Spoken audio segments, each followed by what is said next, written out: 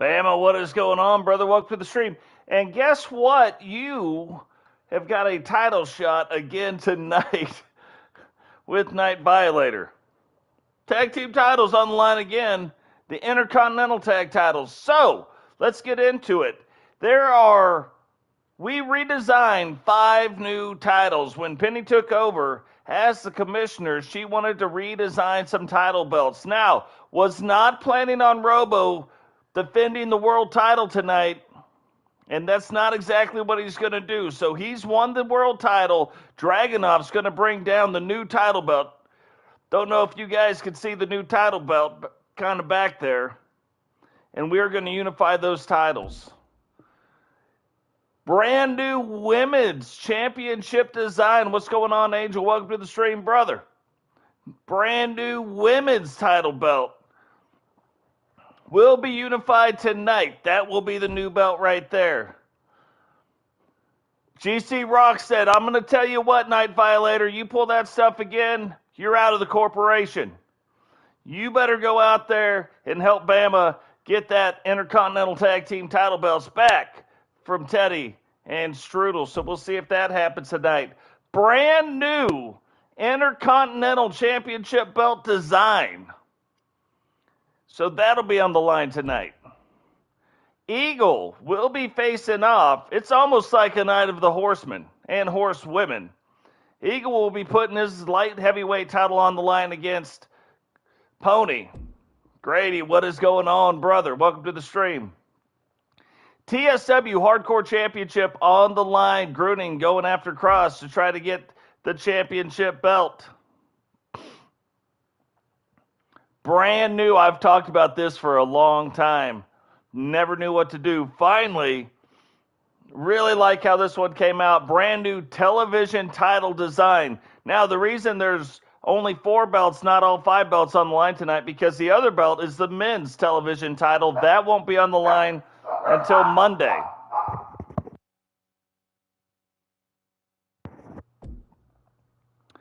Women's Extreme Championship belt on the line tonight. So it's been a minute since we got to see Eagle Star wrestle, but Eagle Star and Angela wrestling all on the same night, going after the Extreme Women's title, and Recon Delta ended up winning the number 1 contendership. So the Fiend can't make it to the world title picture through that. So now going after the brand new redesigned Intercontinental title tonight.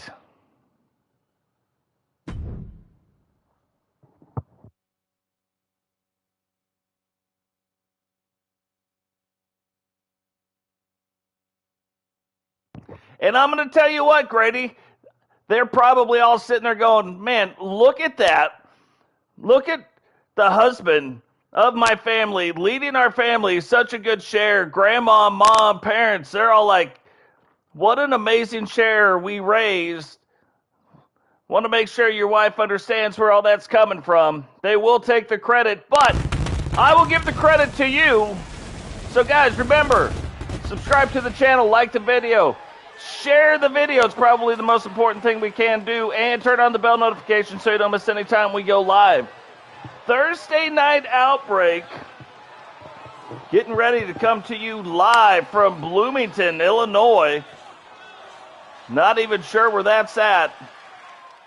But TSW's there to bring them a little bit of wrestling entertainment.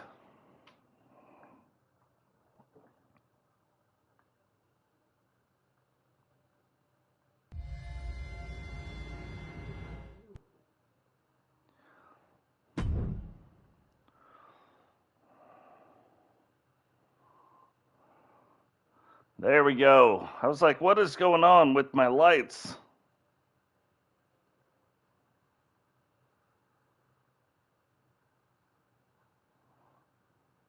Playing with the brightness right now. Got it. So here we go. Intercontinental title belt on the line. Brand new redesigned Intercontinental title belt. I've told you guys for a long time I've been looking at those belts and couldn't figure out what to do with them. Couldn't figure out what to do with the TV titles. I talked about the women's title. I like the guys' title. But kind of learned some new things and saw an opportunity to maybe improve the belt. So, that's exactly what our Commissioner Penny did. Improved all the title belts, or at least most of them, in TSW. I got my eyes set on that hardcore belt now. Maybe fixing it up a bit.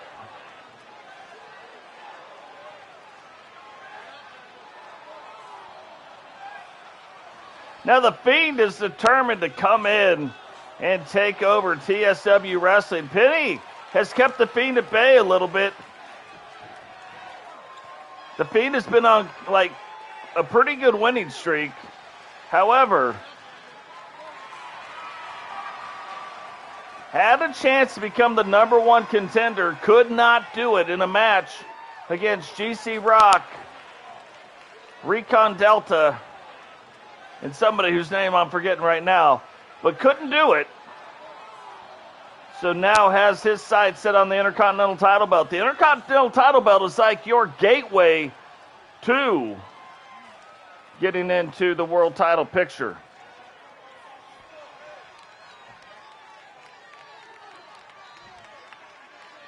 So this would be a really interesting thing. Bray Wyatt is actually undefeated when Brute and Walter walked down to the ring with him.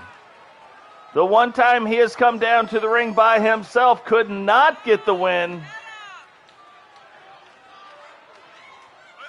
And now is coming down to the ring by himself once again. So will he get the win tonight? Is that a thing, or was that a fluke? Do the 3 red glowing ambulance have to be around each other?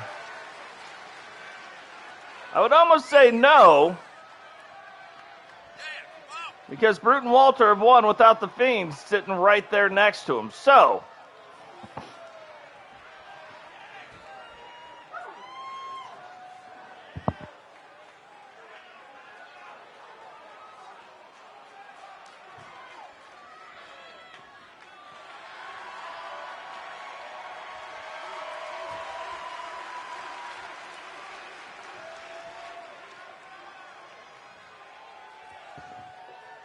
but still a scary sight, Fiend coming down to the ring. So the Fiend has defeated GC Rock. The Fiend defeated Rowdy. Now he lost to Rowdy in this past week. That's the other guy. I don't even know why I forgot that. And what's funny, when I was looking to do this world title match, it was sitting at a 4-way world title match for a long time. Here's the problem. If you're going to have a redesigned world title belt, how could you not include 2 of the longest world champions we've ever had with Totes and with Rowdy? Then if you're not going to do that, and we got the #1 contender in, we got GC Rock, who is the global world champion. We got a bad Father Time in, right? Give Father Time a shot.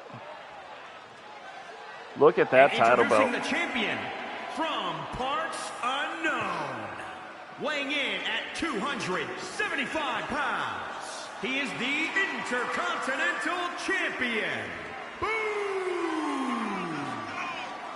Now I'm going to tell you right now, you know it, and I know it. It's Boom. So yeah, how can you not add in some other people, and then maybe a wild card? It went back and forth for a while between Boom, there we go. Title belt on the line again, and against the Fiend. Welcome to the stream, brother. And so then it went back and forth actually between SCJumpman and Simba. Who was going to be the wild card in that world title unification match? So we'll see. We'll see what's going on.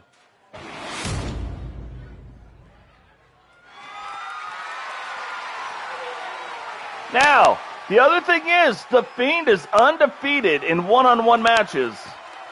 Is that going to play a factor tonight, or does Boom put an end to that right now? Brand new, redesigned Intercontinental title on the line. Boom's going to hand that over to the referee. Fiend's going to give it a little once-over.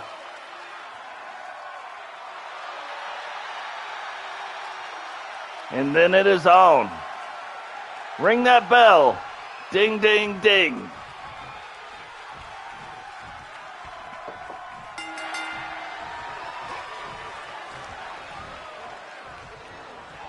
So remember, Boom from last season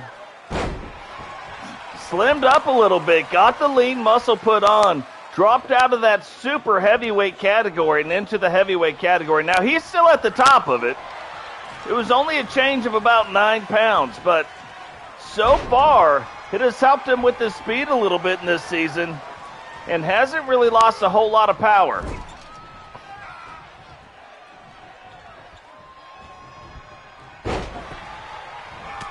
Now, the thing you got to be careful with, and you can tell Boom knows it, you do not want Bray to get his ground game going on you.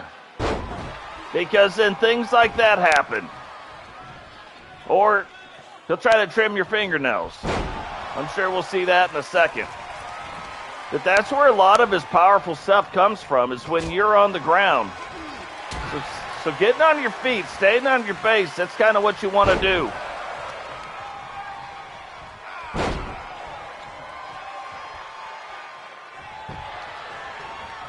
Goes to roll up the leg. I was going to say, I'm betting that's only a 1 count waiting to happen.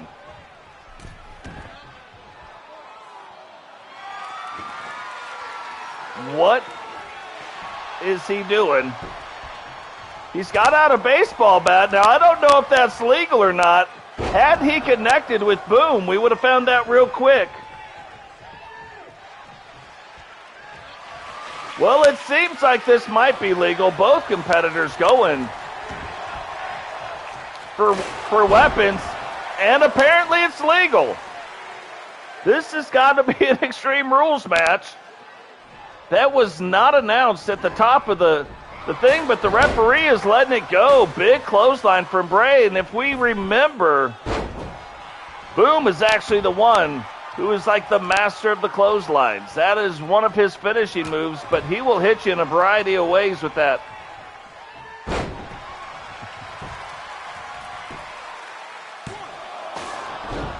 So both competitors now, both have 1 counts against each other.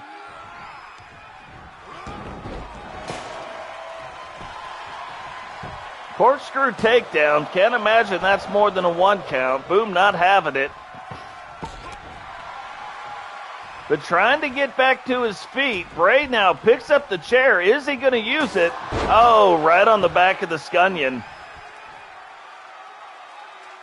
of Boom. And you can tell that chair in his hand is starting to take a little bit of damage. Starting to get a little damaged itself. And Boom just put Bray Wyatt over his knee and said, hey, don't make me get after it.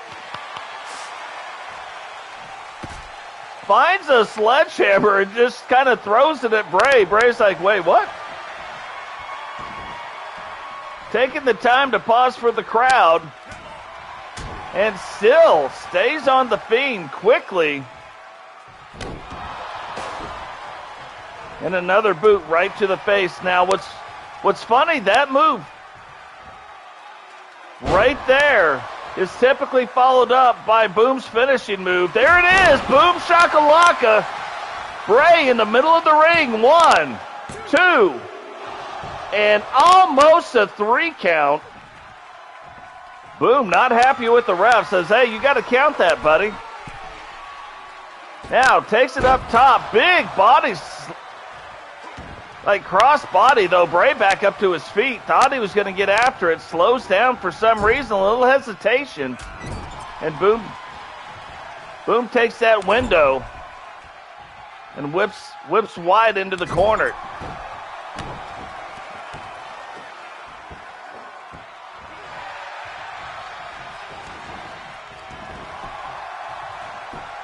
That is weird. Bray falls out of the corner.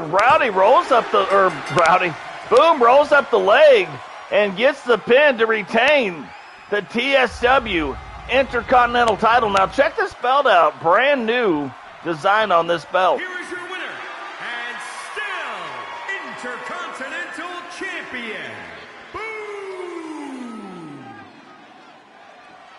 So Boom becomes the first person to beat Bray Wyatt in a one-on-one match since arriving in TSW. These new belts are impressive.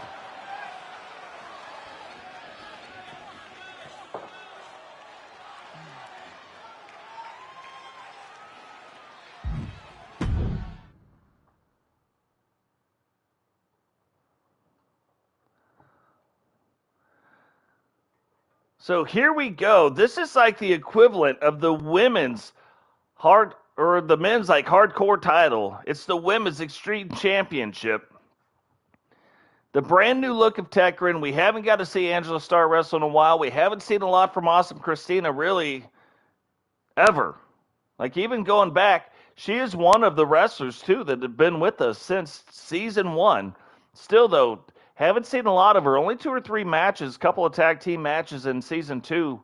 Now getting her shot at the extreme title in season 3, going up against Miss Nightmare, our current women's, it still says internet champion. Got to switch that up. Missed that. But extreme title on the line right now. I'm really interested to see because Tekryn being with the Maniacs, even having this new look, she's gotten a lot tougher inside the ring. And that might be something that comes with like a little bit more confidence. New look, a little bit more confidence. The following contest is a fatal 4-way match and is for the Women's Extreme Championship. Introducing the challenger, representing the Ministry of Darkness from the pits of hell. Awesome Christina! So Awesome Christina making her way down to the ring. Tag team partner of Crimson. And that is typically what she has been doing. Just getting mixed up in some tag team matches. Hey, Sentinel brother, welcome to the stream.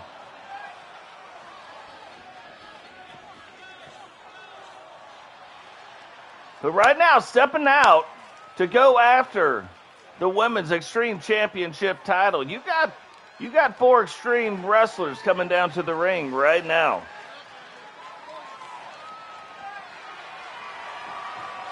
And introducing the challenger, representing the Maniacs from the internet, the Technician, Tekryn. So now Tekryn making her way down to the ring. Another scary looking competitor. You're like, man, I don't know that I would want to get into the ring with somebody who looks like that in a group called the Maniacs.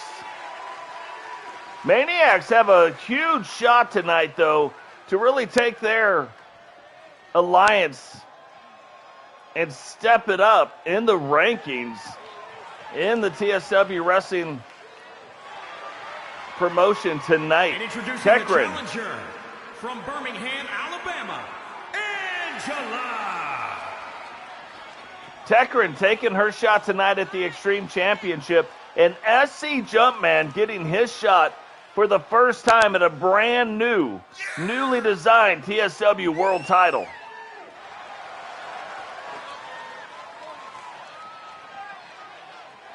So what's funny, there are couples in the game, obviously, right? Angela Starr, Eagle Starr. Most of them don't have roughly the same kind of outfit, like the same idea behind it. The only 2, Eagle Starr and Angela Starr.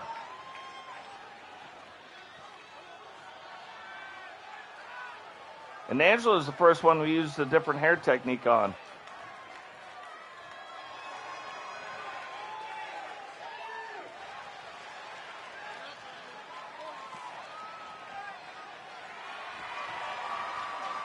And introducing the champion, representing Legacy from wherever she wants.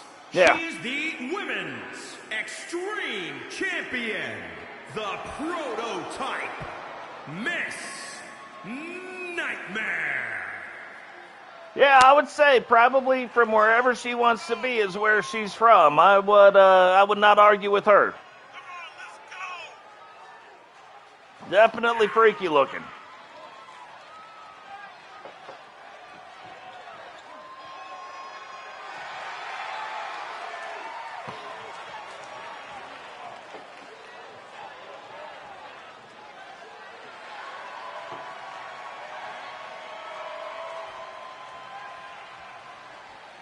Now, all different kinds of ways to win titles, all different kinds of matches, but so far, up to this point, this title belt has only been fought for in a 4-way elimination match. So, is that a thing? I don't know. Could be.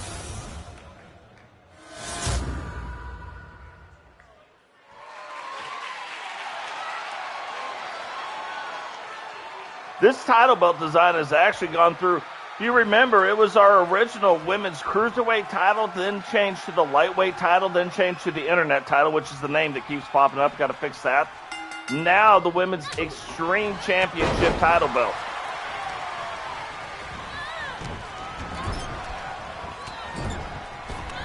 So what's crazy, two of the smaller wrestlers, Angela Starr and Tekryn, you would hope, or they would hope, I would think, would be the ones going after it. And then Awesome Christina and Miss Nightmare, two of the larger wrestlers, would be going at it. But that is not the case.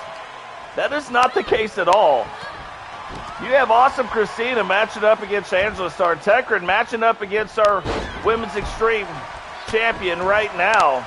And so far, doing well. Angela Starr, though, probably should have stayed on her. Played up less to the crowd. But the indecisiveness of Awesome Christina has allowed Angela to turn this around a little bit. Back into letting it fly with some knife-edge chops, some overhand rights, and then a Pele kick. Now getting things going again. Miss Nightmare, and that is not the position you want to be in. I mean, okay, obviously, right? Except not with Miss Nightmare at all. Probably one of the most powerful women wrestlers we have. Probably like a little bit Chyna-esque. So letting her get offense rolling on you, not a good idea. You might be able to survive some things against other wrestlers. And oh, here we go, rounded third. Big boot right to the face. Angela Starr actually doing very, very well against both larger competitors. And I would bet that nope, and I would be wrong, but I would think that the two of them would have wanted to stay locked up and let Awesome Christina and Miss Nightmare figure it out. Awesome Christina now, Angela Starr in a submission hold, but Angela fights her way out of it. Look at that, inside the ring, Miss Nightmare kind of getting to this point where she's doing what she wants, doing the whatever offense. And that is whatever she wants to do. Already down to a 2 count. Oh, big Harlem sidekick from Angela. Rolls up the leg of Christina. Not even a 1 count, though. The referee was a little bit out of position. And out of position yet again. Finally gets in to make a 1 count on Miss Nightmare. Now, Tekryn, that was kind of a crazy move a little bit earlier. Miss Nightmare looked like she was going to give her the forearm, but she caught her, reversed it around, a big slam, and that's kind of the thing that Tekryn does. Whoa, getting fired up on the inside of the ring. Angela rolling up the leg. Where was Tekryn going? She's just gonna... This is why she's in the Maniacs. Definition of insanity is doing the same thing over and over and expecting a different result, which is exactly what you just saw her doing. Miss Nightmare gets up, but again gets things reversed back around. It might be the perfect storm of things. Oh, that's a tough one. Angela getting the leg rolled up right now.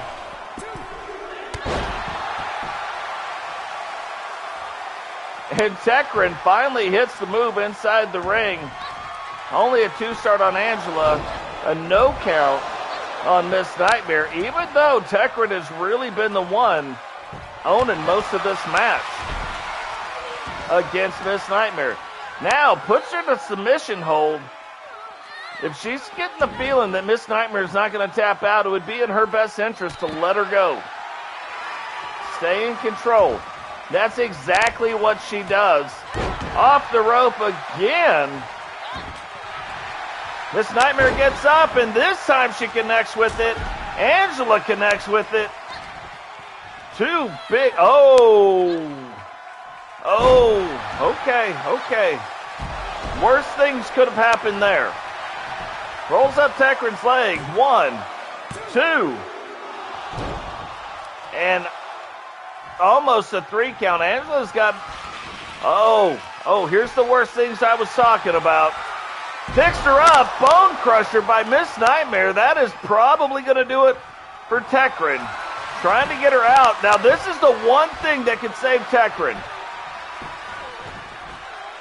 Angela Starr has Awesome Christina in a submission hold, so taking up the referee's time. And while that's going on, that wasn't happening. 2, 3, but that should show you how devastating that move really is. The bone crusher. She had her pinned for a 97 count and still got the 3 count to eliminate the wrestler, to eliminate Tekryn. Miss Nightmare playing it up to the crowd, but Angela recovers quickly. Does not see Awesome Christina, though. Throws her back in, and Miss Nightmare says, hey, why don't you two go after it a little bit?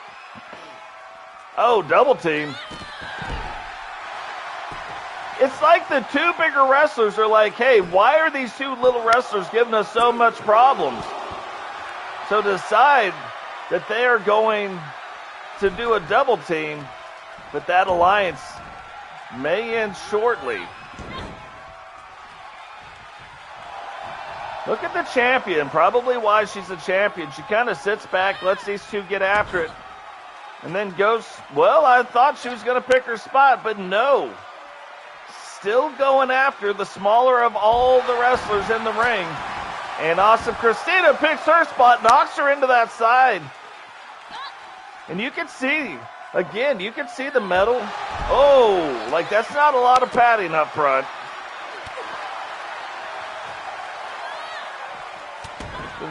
Welded metal bars behind it.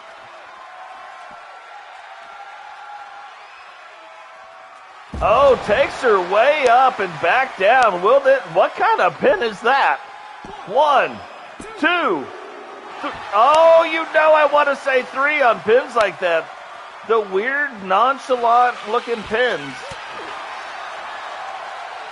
Miss Nightmare gets out of one, but not the other. And look at Angela. Angela picking her spots. It's what she's going to have to do, especially now with the 2 bigger wrestlers. Miss Nightmare still on the ground. Angela and the referee get into the ring. Hoping to take advantage, it looked like, of that. Oh. That is a big slam. And guess who doesn't know who's in the ring? Went to whip her out of it, misses the move. Angela gets it, though. And that might do it if she rolls up her leg. 1, 2. And still only a 2 count, but what a crazy slam. Did not think Angela was going to be able to get Miss Nightmare up like that, but she did. And now, Awesome Christina kind of inserting her dominance, taking it up top.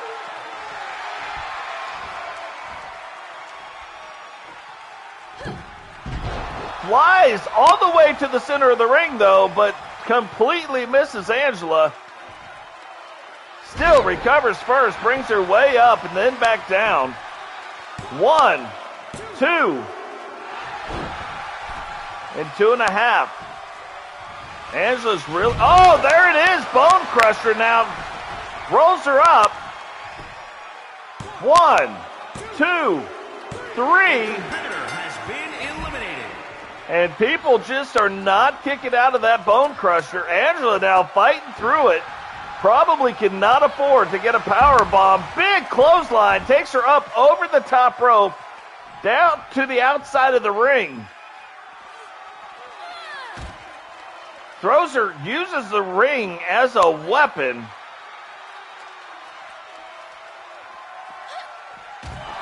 And continues to do that.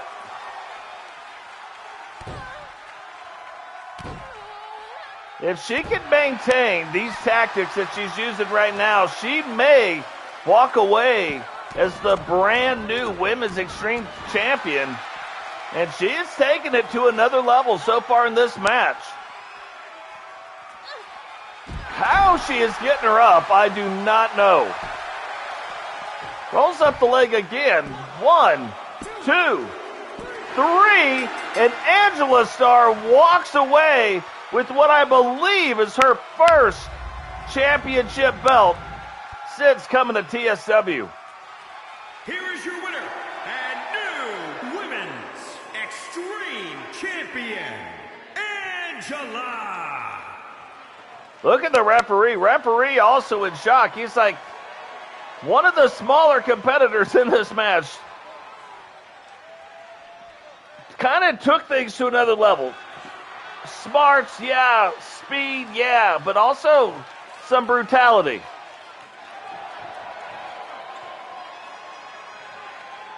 Very smart getting Miss Nightmare on the outside of the ring. And again, we've always called that the great equalizer. So, wow. You know, when it gets down to those two, just don't expect to see it happening. You know what I mean? You would expect to see, you just watched Miss Nightmare put two people in the bone crusher, put them out like that. Goes to do it to Angela. So Angela reverses it back around. Then goes to put her up into a big power bomb. Reverses that back around. And then walks away. Gets her on the outside of the ring and walks away with the Extreme Women's Championship title. Now, here we're going to see the brand new redesigned TSW Women's Television Championship. Again, like I said, this is like a night of the Four Horsemen and Four Horsewomen. Kind of a night of the Maniacs. Maniacs missed a shot there, but one of the shots that one of the Four Horsewomen have at bringing home another championship belt to the Four Horsewomen. Right now, they hold championship tag team gold.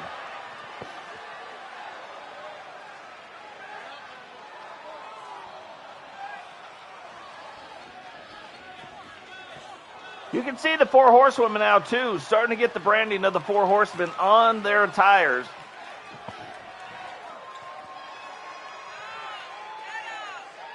And all of them have blonde hair. Scheduled for one fall, and is for the Women's Television Championship. Introducing the Maybe not a lot of it.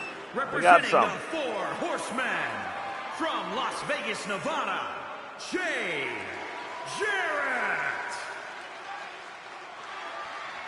Jarrett, one of the Four Horsewomen, trying to bring home more championship gold to their faction. Can she do it tonight? Or will Tidy News continue to go down her streak? And she is an amazing winning streak right now with the women's television title.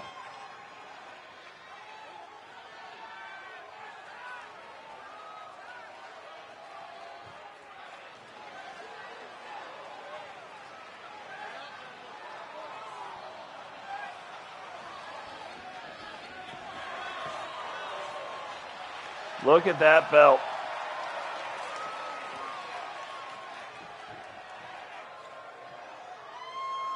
And introducing the champion, representing the Good-looking belt. corporation from Los Angeles, California.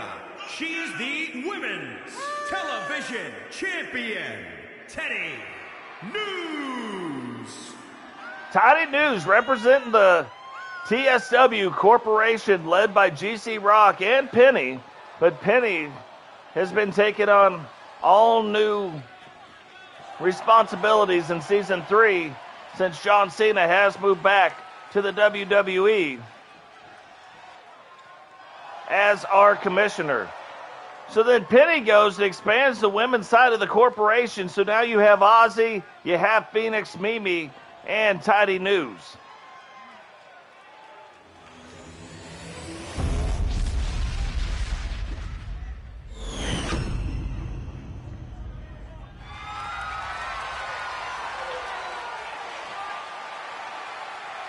So 4 horsewomen trying to bring a singles championship home, and Tidy trying to prevent that from happening.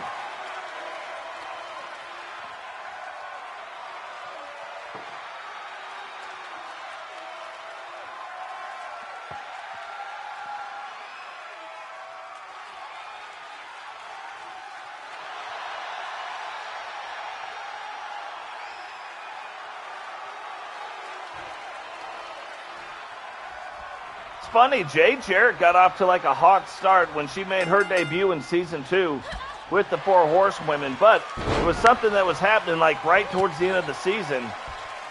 So we haven't got to see her in a minute because so many other things have kind of happened. But now getting to see her back in action here tonight, going after the television title.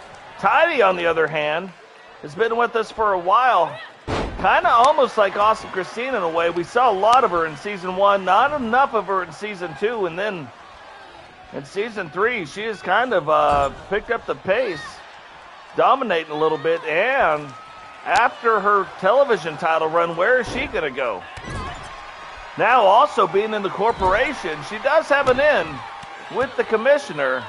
Will she be getting world title shots or intercontinental title shots or different shots of that nature? We'll have to wait and see. Rolls up the leg. A 1 count. Still a little bit early in the match, but look at that move. Oh, pinner. Pinner. A 2 count on the little splits maneuver. Haven't seen that one in a long time. Jade goes to duck the leg. Tries to return the favor, but Tidy catches it and then gives her the old suplex.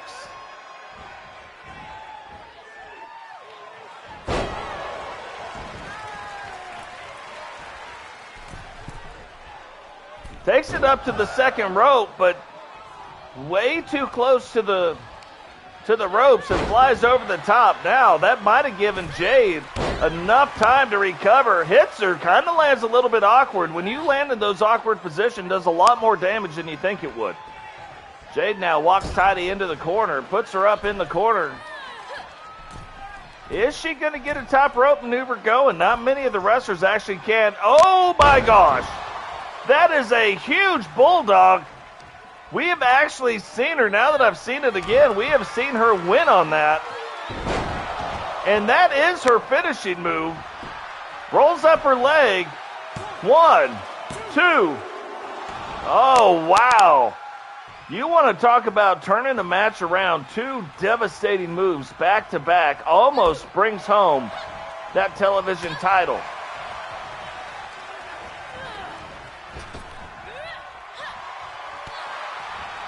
Tidy recovers. And now starting to let the offense fly. Hits her with the DDT. That may do it. 1. Oh, wow. Only a 1 count. A reason why she is in the 4 horsewomen. And it's got to be the resiliency. Oh, there we go. Crazy move off the side rope. Little helicopter. Rolls up the leg. 1, 2. And only a 2 count. Now, she can't believe it, but it almost looks like Tidy has recovered a little bit more because she was at about a 2.5 count. And that was a 2 count, but that wasn't much more than that. Oh. I think she was trying to get her to do something off that top rope, and on that punch to stun her actually fell off at Tidy. Thinks that is hilarious. I wish he would do that in the ring again. I want to see cool pins like that. Can you imagine? You get, bam, you get hit with the splits on top of you, and then you're too tired to even kick out. You lose the match by getting pinned by the splits. Oh, wow, 1, 2, 3. Yeah, I was going to say, that is like a gourd buster, but with a little extra oomph, little hopscotch put in the middle of that. That'll end anybody's night. And Tiny News continues her winning streak with that television title. Yeah, hot off the presses. Start spreading the news. Tiny still our television champion.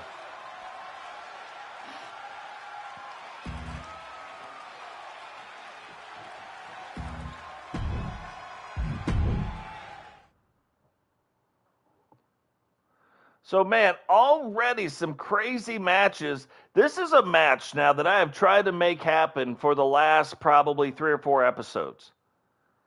Minus the pay-per-view. We couldn't do it in the pay-per-view. But seeing Grunning and Cross go after it for the Hardcore Championship, the problem was Grunning and Totes were in a rivalry, and so I was kind of letting that stuff play out. The wrong pay-per-view event was there, so that kind of ended their rivalry. But normally, these rivalry matches, when we talk about them, will end at a pay-per-view when the computer's running them.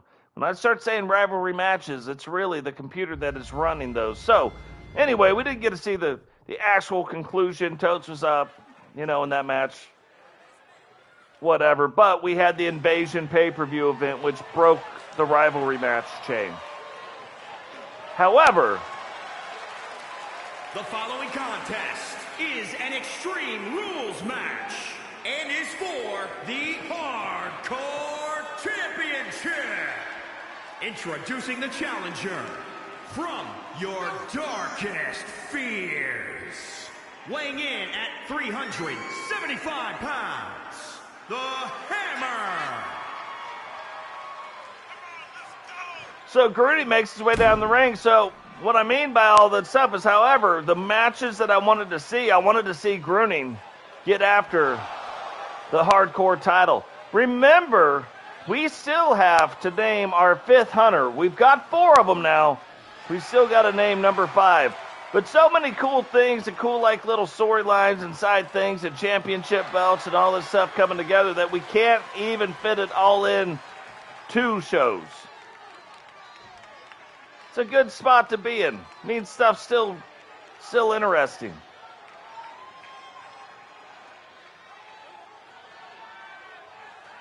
What's going on, Rowdy? Welcome to the stream, brother.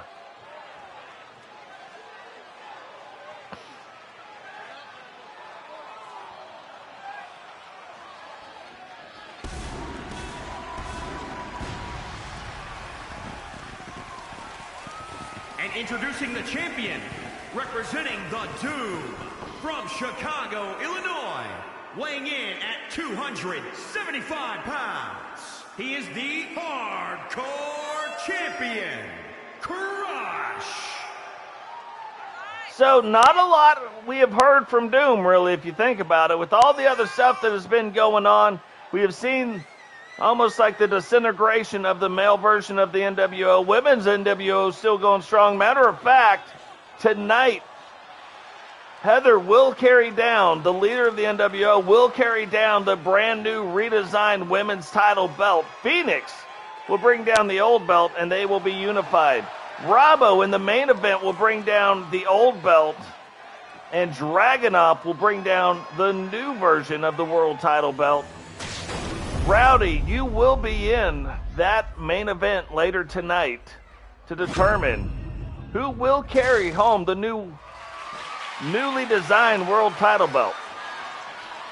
And we'll talk about that a little bit more as the night goes on. I am sure of it.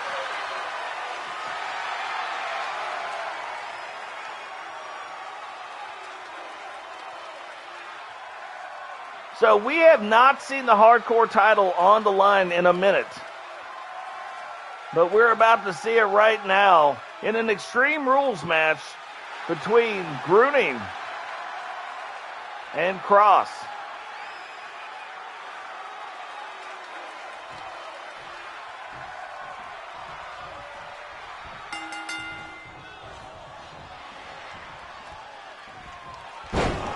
So Cross gaining the quick advantage in this match. And I know people got to be thinking, wait a minute, one of the four horsemen is the world champion. How would Rowdy be facing off in the same match? But the issue was, initially he wasn't. There was actually four others that weren't. All we had was the global world champion. We had the number one contender in Recon Delta. We had Robbo, who I wasn't even going to put the world title on the line tonight, and till I got belt redesigned crazy, and it worked out, I think, really, really well. Very excited about these new belts. And Dragonov. Dragonov, King of the Ring. Didn't even have anything to do with him being the former world champion, even though he did a great job. Had a good run.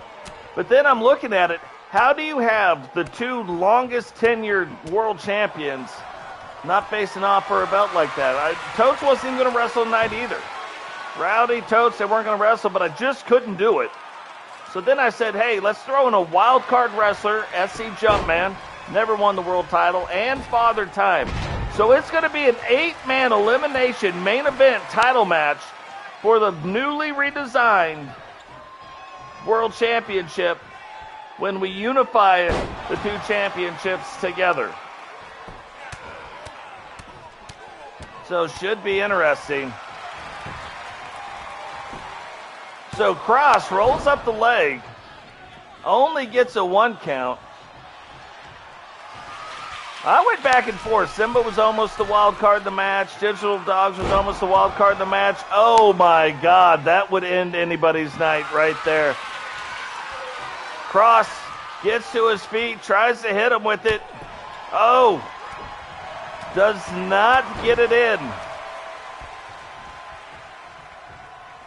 That might have done it right there, but Grunning blocks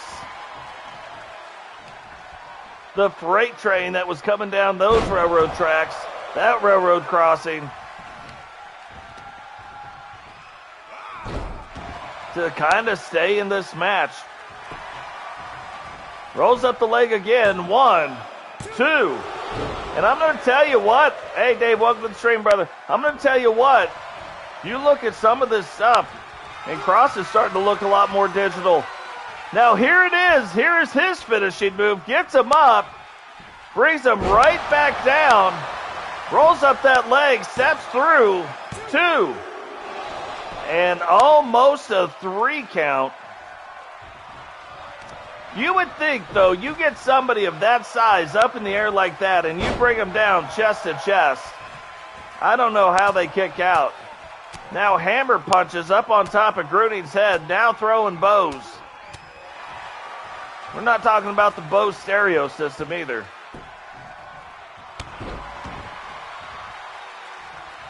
Axe handle to the back, tries to get him up. Grunning starting to recover.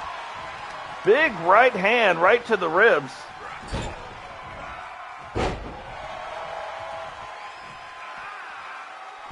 And it is an extreme match. So shocked that this hasn't happened earlier, but Grunning bringing out a chair. Cross already back to his feet. Oh, does not block it in time. It takes a chair shot right to the old melon.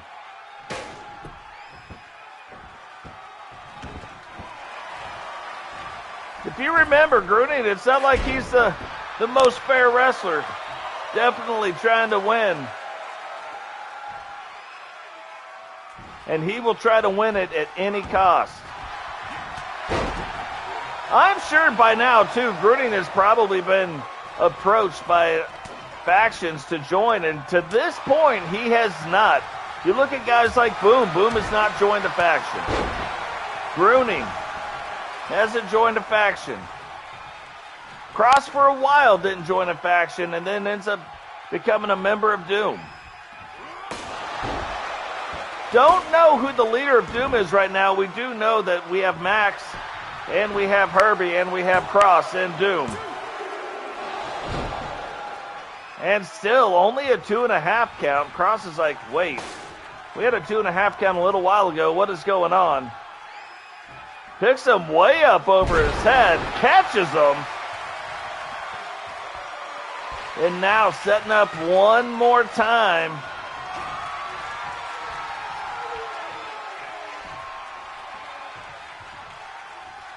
And this should do it. Rolls the leg. 1, 2, 3. And Cross is still your hardcore champion. Here is your winner, and still hardcore champion, Crush. Cross is like, give me the belt, ref. Don't be jacking with me. It took me a while to get here. I ain't letting it go.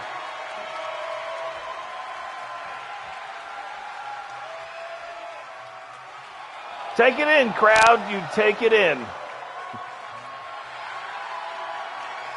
Cross.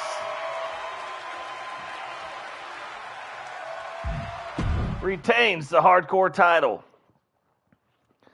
So here's another one. Another night for the Horsemen. So far, Angela brought home the Extreme World title in a 4-way elimination match. Now, Eagle Star, another member of the Four Horsemen, trying to retain the TSW Light Heavyweight Championship. Pony getting his first shot at the Light Heavyweight title. Have to see what goes on. These guys should match up fairly evenly. But can the Horsemen hold on? They've got a lot of title belts on the line. I mean, on the women's side, they're going after some title belts. On the men's side, they're trying to retain some titles. Now, in the main event, you're going to have two Horsemen trying to retain the world title. So, that'll be interesting to see how that goes and how that works.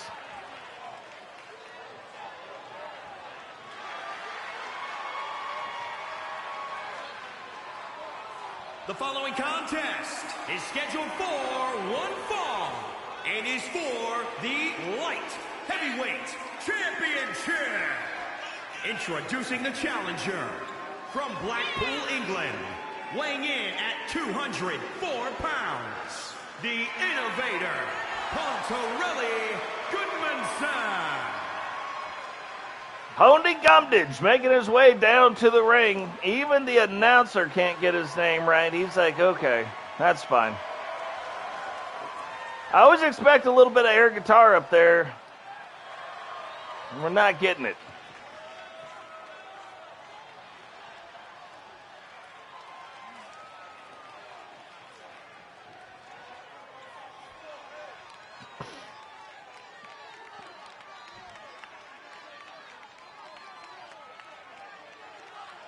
So, a thing that most people don't know, Eagle actually coming off a little minor injury since winning the light heavyweight title. Is that injury going to play a factor in tonight's match, or is he indeed fully recovered from that injury?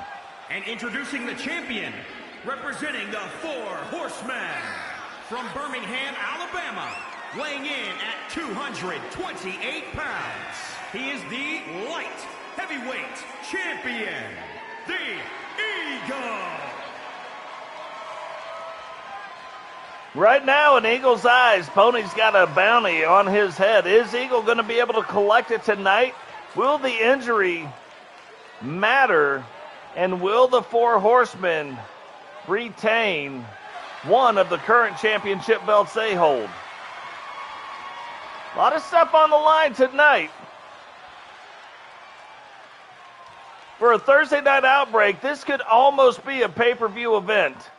Both world titles are on the line in unification matches. The old version and the new version will be unified tonight.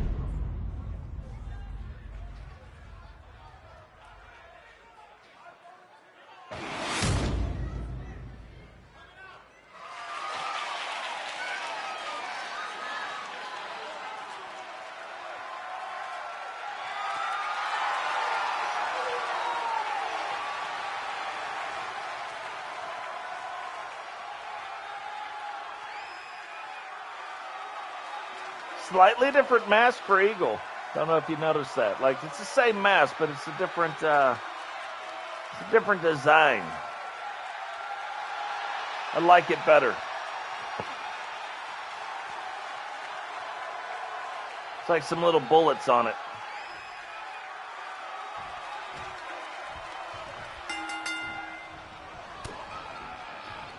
So you can see both competitors roughly the same size. Eagle a little bit bigger, but roughly the same size. Eagle probably a little more powerful, where you have Pony maybe a little quicker, but still very, very evenly matched. Pony, though, takes it off the top rope. Aim way off, did not zero that weapon, and misses off the top rope. Eagle, though, recovers in time to start taking advantage of the mishap. Now Eagle goes up top. Is he going to be able to get it dialed in? He does. Big elbow.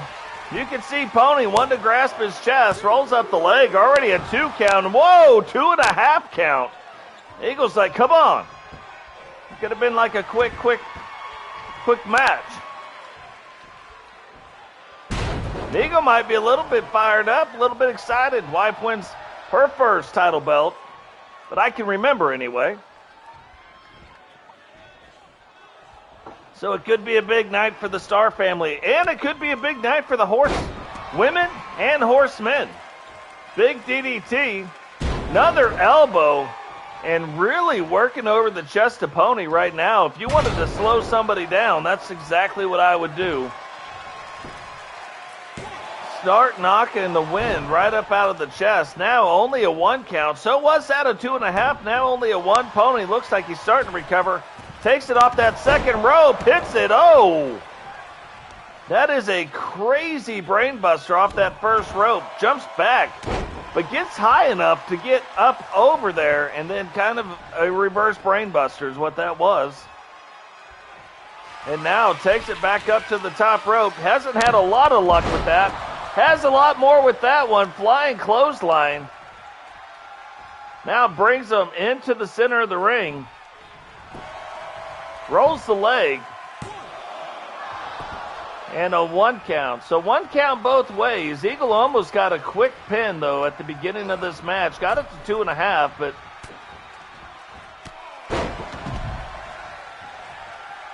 what is Pony? Oh, look at that. Pony up over the top, and Pony will have those moves where he will fly in and out of the ring.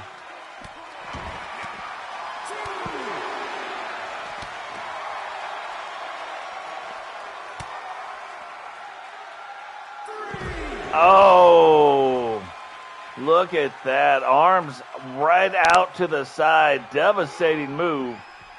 Throws Pony back into the ring. Pony does get to his feet. Knocks Eagle down.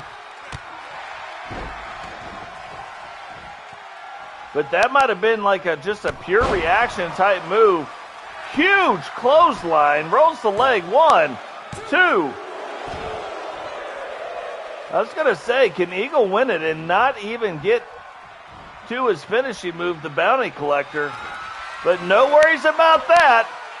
All you had to do was say the name. Eagle now trying to collect that bounty. Rolls the leg. This will probably do it. 1, 2, 3.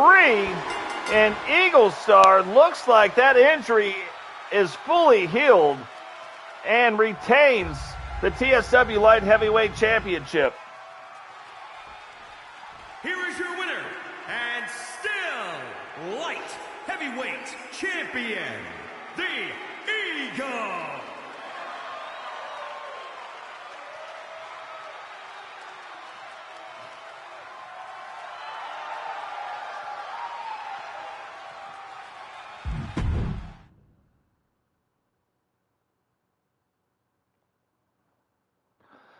So here it is again. Another shot for the 4 horsewomen to bring home a singles title. They have failed so far tonight in the women's division. They've already got the World Tag Team title belts. Now Chase Cooper gets a shot at Misti Watson and the New World Order for the newly designed TSW Women's Intercontinental title belt.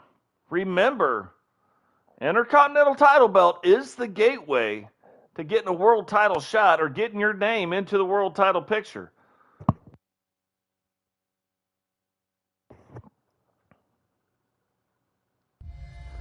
So can Chase take that step tonight? Get her name in there, but if that happens, that also means the NWO will be getting their world title shot soon as well. Well, and they're getting one tonight also, so they might be getting a twofer.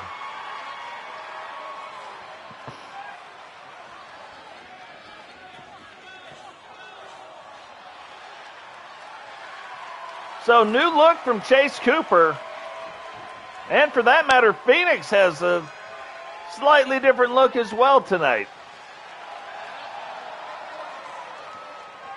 The following contest is scheduled for one fall and is for the Women's Intercontinental Championship.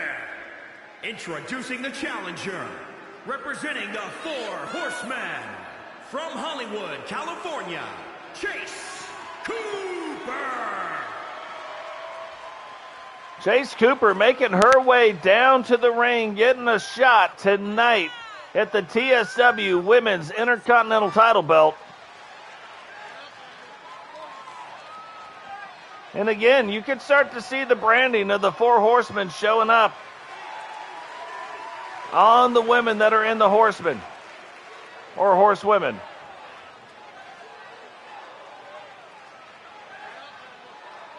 Chase Cooper was making some inroads too, if you remember, back in season 2. And then Victoria Van Diver came in, kind of stopped that. Then a tournament was held. May Majors wins it. And then names the other 3 Four Horsewomen. Chase Cooper being one of those. So, will she be able to bring home the highest singles championship that the Four Horsewomen will have ever won if she can win this?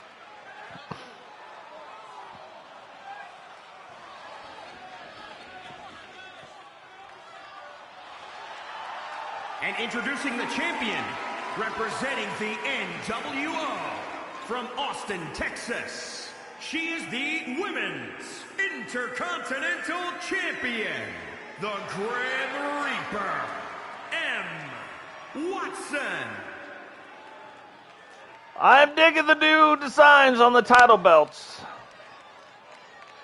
If I've said it before, then I've said it before.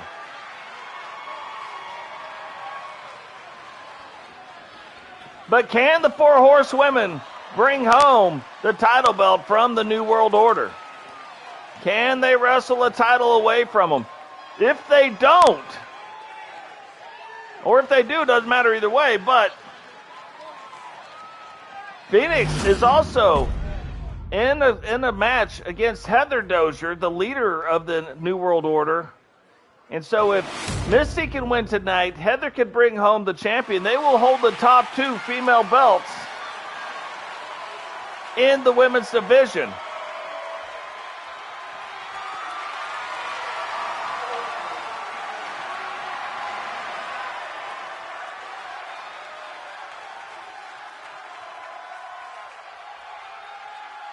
Now, I like the ones before, but maybe we've seen them too much. I don't know what it was, but I was like, they got to change.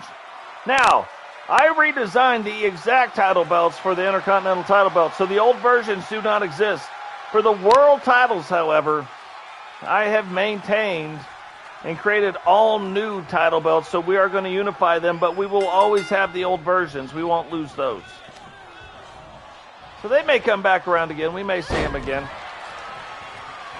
Matter of fact, I have designed 3 women's world titles. I'm just not sure about the other one. That's why we went with the one we're going to go with. So it'll be a long time, if ever. That belt may never be revealed. Who knows? Or maybe it'll be revealed in the creator's stream. We'll see. Chase Cooper Getting off to a quick start, though. Misti getting out of the way of that big knee. Corkscrew knee takedown. Chase Cooper getting back to her feet. Misti going for a kick. Chase a little too fast for her, though, and gets out of that again. Remember, Misti has got the Red's Redemption, and it is quite a devastating finishing move. We have seen that move where Misti wasn't getting dominated, but she was getting beat, and then ends up pulling that move off to pull out a win. So she could win. She could pull one out of thin air, a little magician-esque.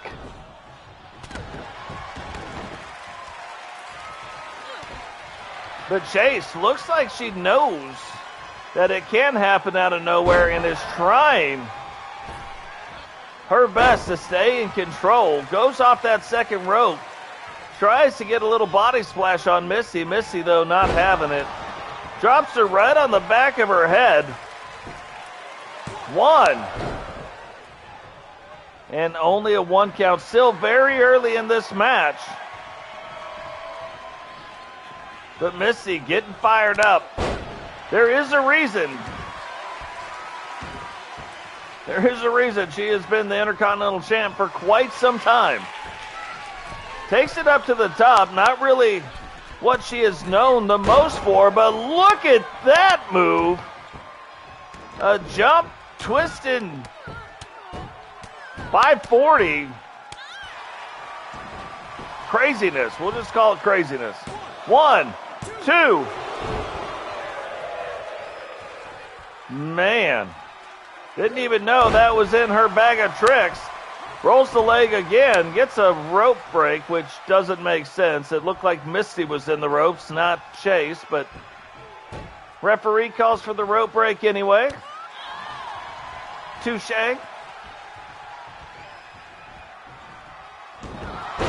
Now this move, that move right there, is typically followed by Red's Redemption. And there it is. But Chase reverses it back around when she got her down and was bringing her back up. Clotheslines her, picks her up. Big slam now right onto the front. Rolls up the leg. 1, 2. And from the jaws of defeat, almost snatches a victory. Misti has to be reeling a little bit. Another big front slam. Rolls up the leg one more time. She is high up on that leg, too. But Misti still kicks out. Typically, when they get that high on the leg, it's all over but the crying. But Misti kicking out in 2. You can see she's trying to recover, but doesn't quite have that down yet. Again, odd rope break. Like, I know her foot is close, but it did not look like it was in it. Now Chase Cooper getting up to the top. Oh, tries the body splash. Misti, though, gets out of the way. Gives her a little skull capper right there with the elbow, and now using that right. Little smack to let her know, hey, I'm the champ. 1, 2. Oh, not even a 2 count. Misti's like, what is going on? How did I almost have this match won? And now, seems like we're a lot farther than she thought.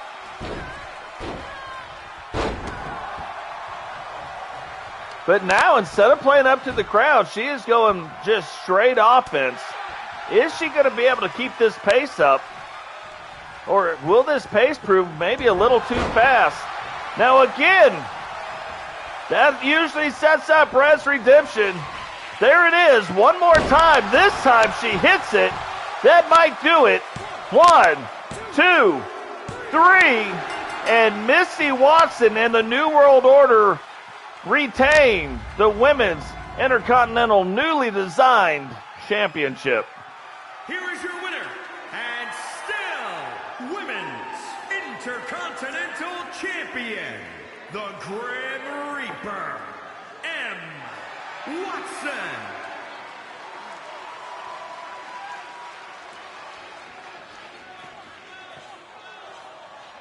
So this is just bringing us one step closer to the two newly designed World Championships. But before that can happen, Penny again has set up Bama Boy and Night Violator for a shot at the TSW Intercontinental, not World this time, Intercontinental Tag Team Championships against the Power Trip. Now, Power Trip's been on a roll, but you could see that really Bama Boy and Night Violator should have won those titles. Violator steps in and breaks up a pin that was probably going to win the match. So GC Rock has come forward to let Night Violator know if he pulls that again, if those kind of shenanigans happen one more time, he's out. So let's see what happens. Does Night Violator care about the warning, or does Night Violator do what he wants to do? He's big enough to do what he wants to do.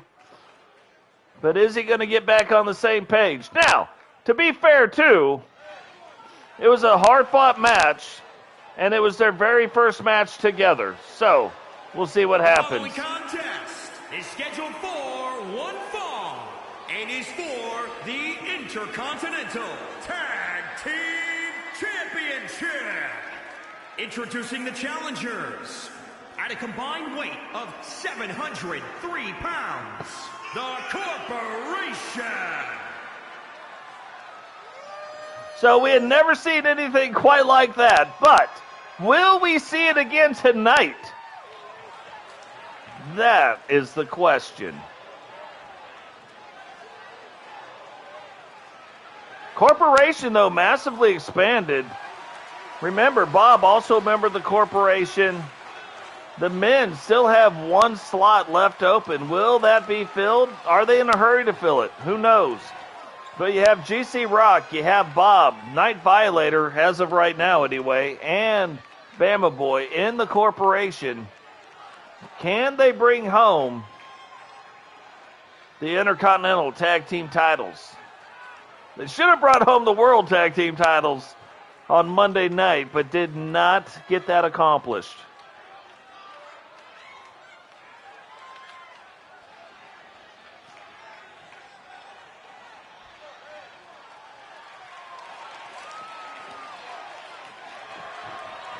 And introducing the champions at a combined weight of 546 pounds, they are the Intercontinental Tag Team Champions, the Power Trip. So slightly new look for Strudel. It's been a minute, right? But a new look. Don't know that we've ever seen it quite from Teddy like this. Maybe we have.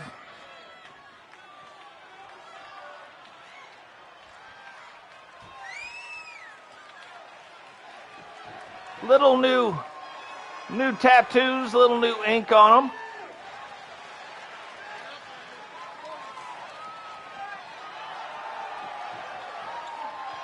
But these two have been a tag team for a long time, so one of the top tag teams. You look at Power Trip as a tag team. You look at Alpha, American Alpha as a tag team. You look at the Maniacs as a tag team. Some of your top tag teams out there, along with the Hit Squad.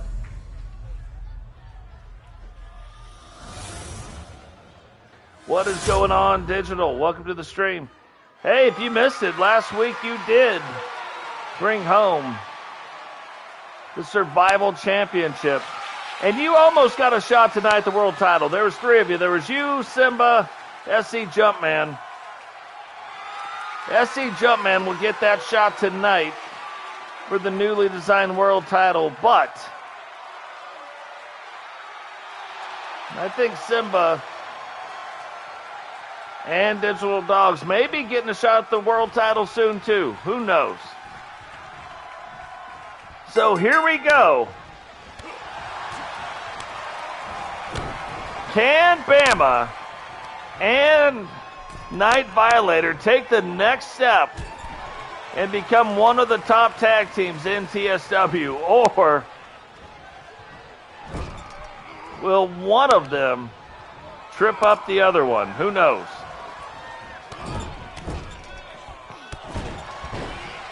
Bama, though, off to a quick start against Strudel.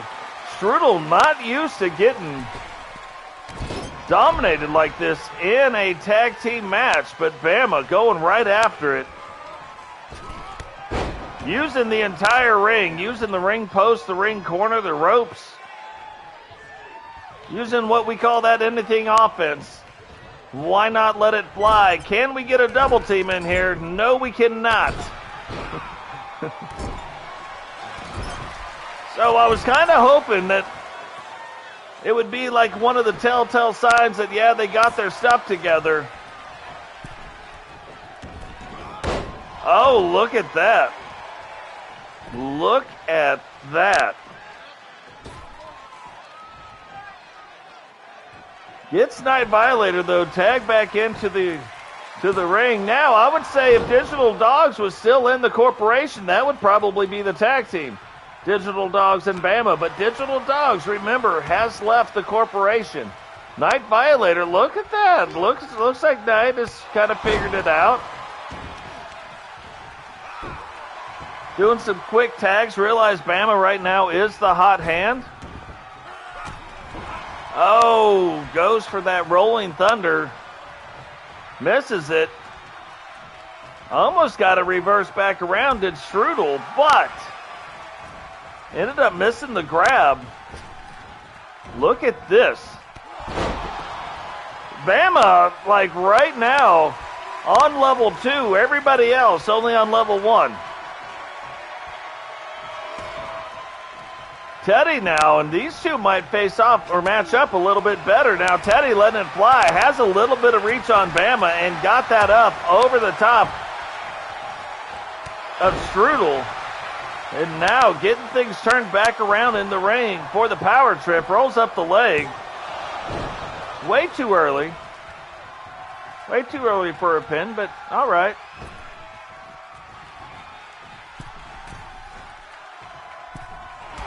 Oh, 2 feet, call me in the morning.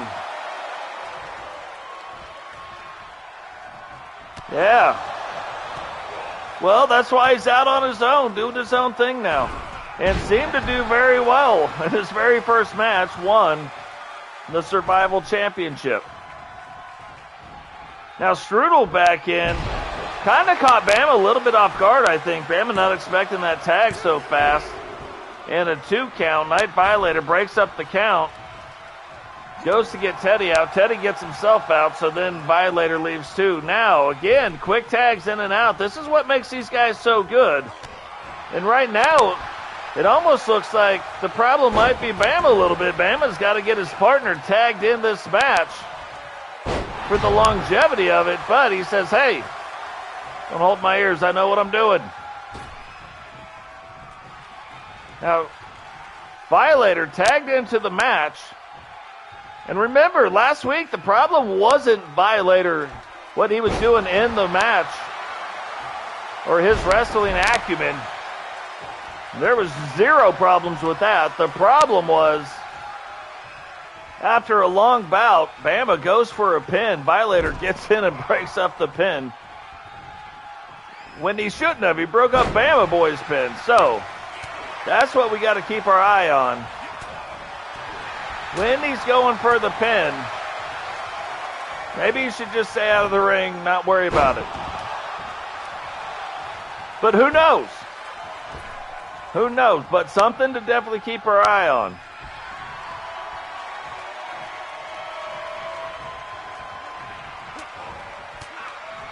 Oh, Strudel gets that turnaround quick. Looked like Violator was trying to get Strudel into the corner. Strudel, though, says he's not having it.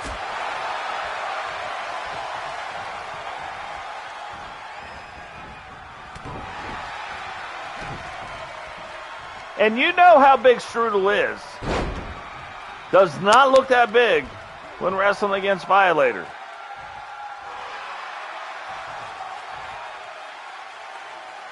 Takes him, rolls him over.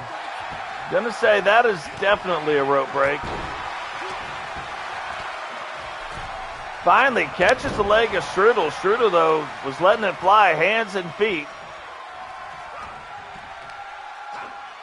Picks him up now. Big power bomb. And tags Bama right back in. Bama now rolls up the leg. 2. And only a 2 count, but maybe the first 2 count. There we go. These guys, they must have been paying attention to what the other team was doing. They're like, hey, let me get this. This is the Violation. Huge slam, but I think he might be in the ropes. Isn't. 1, 2, 3, and we have brand new TSW Intercontinental Tag Champs. But it begs the question, where was Teddy? Here are your winners, the Corporation. Where was Teddy when that pinning combination was going on? Did not get in the ring, did not break up anything. But Night Violator redeems himself from the last thing. Maybe the talk from G and from Bama worked out. Looks like they are now on the same page, and maybe it was just now they got their second match together. Good call on that, Digital. Remember, guys, drop a like on the video, subscribe if you do, turn on the bell notification so you don't miss any time we go live, and share the video. Everybody loves it when you share. Everybody likes a good share. You know that guy or that girl that you've been like, man, I hope it works out with them.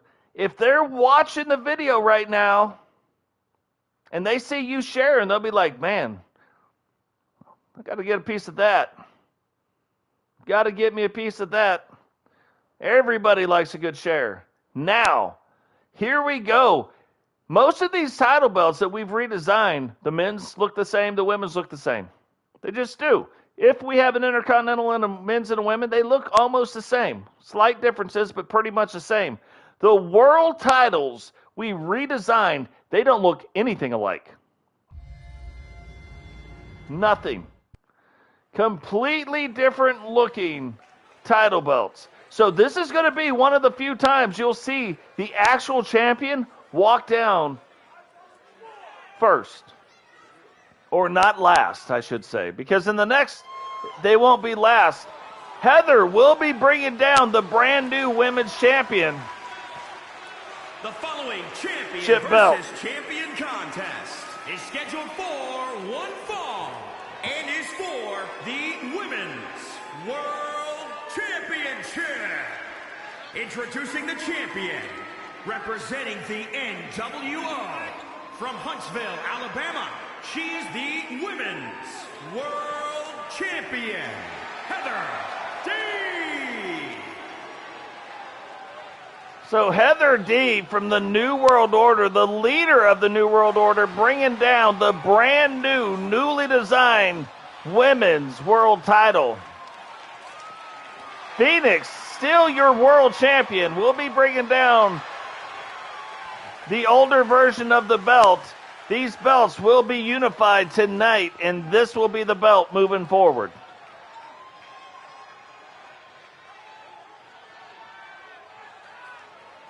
It's a very unique way that front plate and the side plates come together that you don't see in any other belt. So when that happened, I was like, we gotta do something here.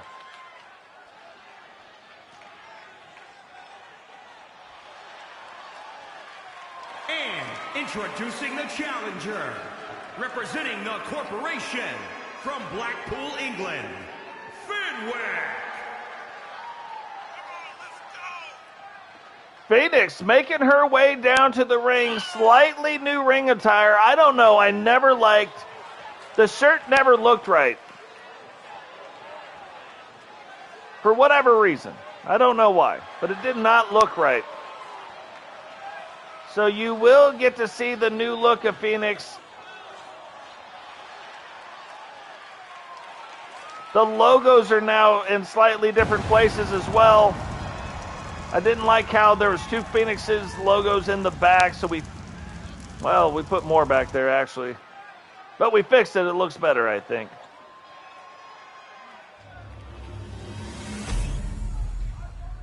Look at that title belt.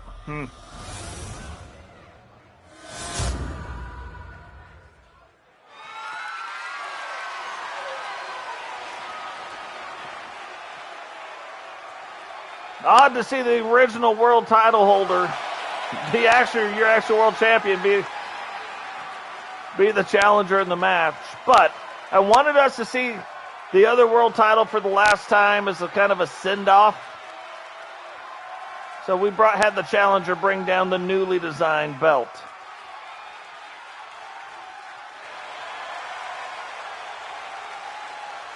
So still the world champion is Phoenix. Will Heather, in her very first world title shot, be able to bring home the world title to the NWO? They already hold the women's intercontinental title belt. We do not want them getting a hold of the top two titles. 1, 2. Jeez, that was quick.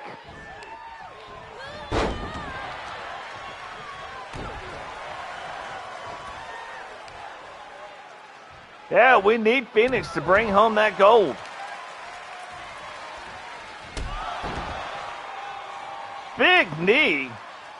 Now, the funny thing is, when you watch these two, they have very similar styles. Two of the smallest wrestlers in the women's division, but also two of the most powerful wrestlers for their size. Like, you look at this on the smaller end, these two are easily the two of the most, like, the strongest wrestlers.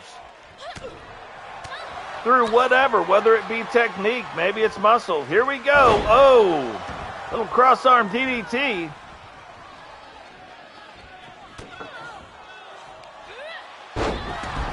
And Phoenix kind of going at a really fast pace. Is she going to be able to keep it up? Oh, tries to duck the one. Does. Heather, though, hits her with the other. Big clothesline. Now gets it turned back around. And this match has really kind of been a back and forth seesaw battle. Who is going to take the step forward and then really start controlling the match? Heather takes it back up top again. Another big splash. Rolls the leg. 1, 2. And a 2 count again. Those moves off the top rope, they bring a lot of damage to the affected body areas. You know what I mean? Picks her up again. Back down right on her front. Phoenix now trying to recover. Still on the ground, though. Takes one boot to the face. Heather now tries to put her in a submission, but the rope break stops that. And back up top again. I don't know if Phoenix can take another one off the top rope, but gets a big leg drop. Heather, though, does not go for the pin. Now, what is she doing? Goes off the second rope, tries to get a leg drop. Phoenix out of the way.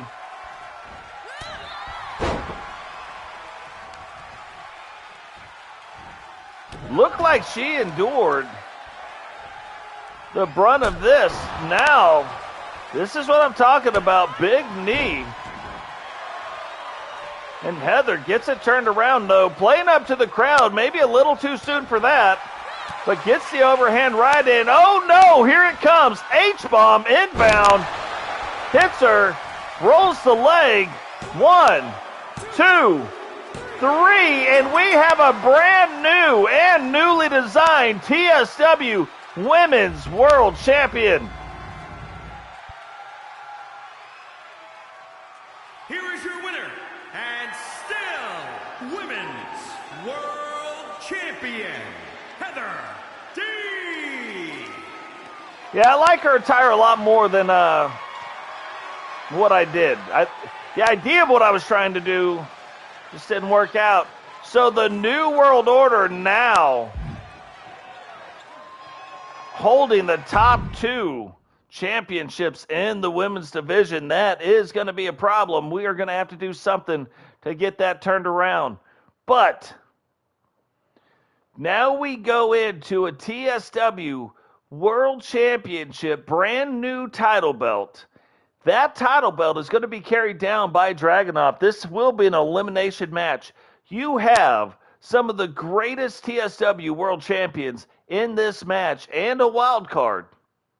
You have Father Time, which has defended it multiple times. You have Totes and Rowdy, who have actually defended it 6 times apiece. I went back through while I was statting everything and found out I missed one of Totes'. So oddly, they both are tied at 6 apiece. But two of the longest, well, the 2 longest reigning champions, period. You have GC Rock, global champion, and also TSW 3-time champion.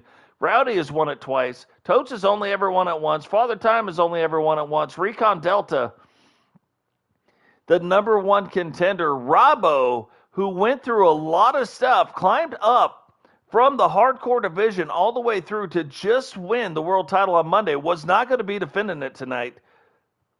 But it's a brand new title belt, so here we go.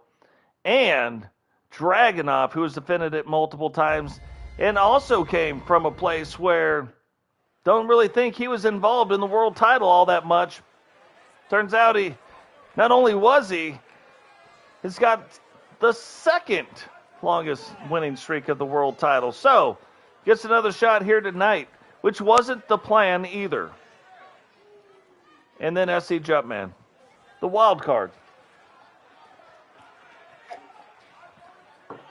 It was only a 4-way match, but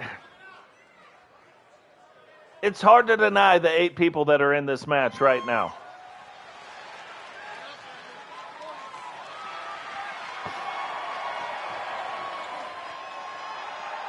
The following contest is scheduled for one fall and is for the World Championship. Introducing the challenger, representing the corporation from Manchester, England, weighing in at 311 pounds, GC Rock. GC Rock, the creator of TSW and current TSW WWE Global World Champion. That championship belt will only be fought for 1 time a season at the Invasion-style pay-per-views.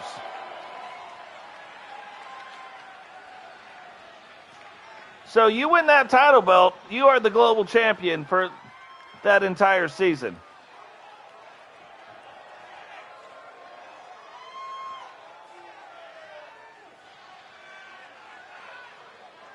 So funny. Not sure what's wrong with this arena. You see the other one right side up. This one upside down for whatever reason.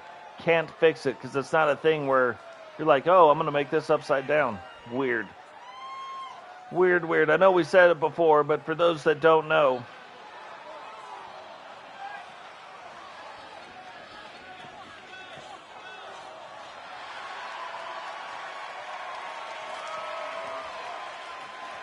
Representing the Power Trip from Leeds, England, weighing in at 269 pounds, the Destroyer, Rage. So Recon Delta in Season 1 went on an unprecedented winning streak. And then in Season 2 went on an unprecedented losing streak. Became the leader, was the leader of Doom, left Doom, became the leader of Power Trip, actually helped Teddy and Strudel turn things around. But still was not winning. So, not that he ever left the Power Trip, but went over to Totes and the Grinders. Totes changed up a few things about him. Got back on the winning streak, left the Grinders, now only back in the Power Trip. And his very first match away from the Grinders becomes the number 1 contender in a 4-way elimination match. And now finds himself in an 8-man elimination match going for the world title. Quite the turnaround. Oh, there's about to be a fight. That is for sure. Oh, yeah.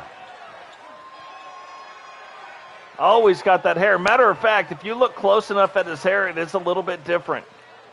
I outlined it with red. Little red on the blonde. On the outside of the blonde. Yeah, I've taken hair to a whole new level this season.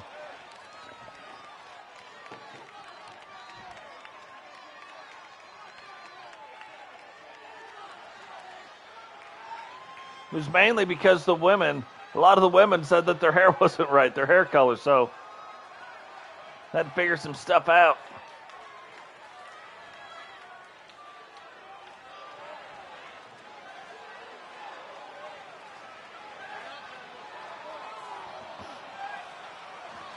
Now, which horseman is going to walk out?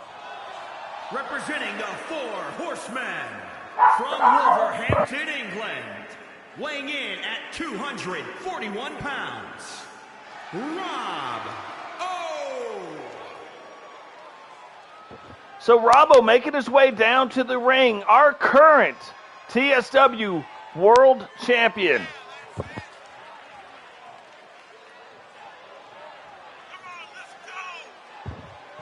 Current TSW World Champion. And in an odd move, because normally our World Champion wouldn't be coming out right now at this position. He'd be coming out last. But this isn't the title belt that's on the line tonight. It is the world title, but it is the newly designed World Championship. This belt will be merged into the brand new TSW World Championship.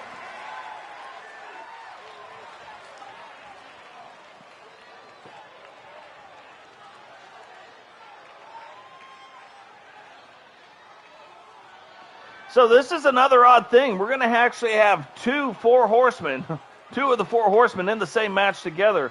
Are they going to fight against each other? Are they going to use each other to get to the end and then battle it out? Who knows?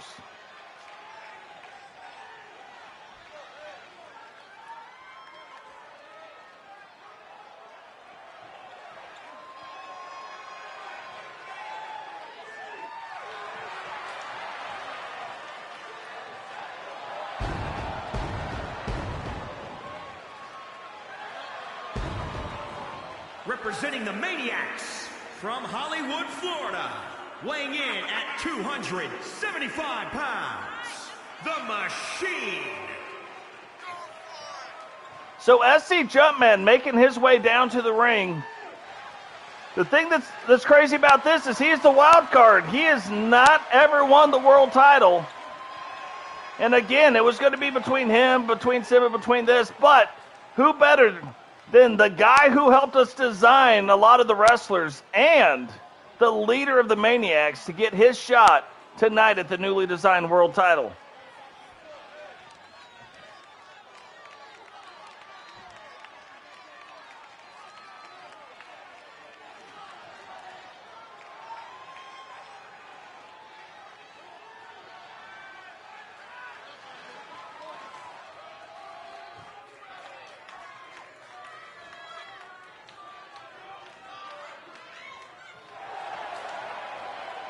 Representing the Grinders from Huntsville, Alabama, weighing in at 275 pounds, the Reaper. So found out before the match that actually Totes is injured. Should not even really be wrestling in this match. But if you're going to have a brand new or a newly designed world title on the line, got to be involved. The thing is, we're going to have to watch this because this could put him out for a lot longer. Or it might not. Who knows? We'll see how Totes goes through and manages this match.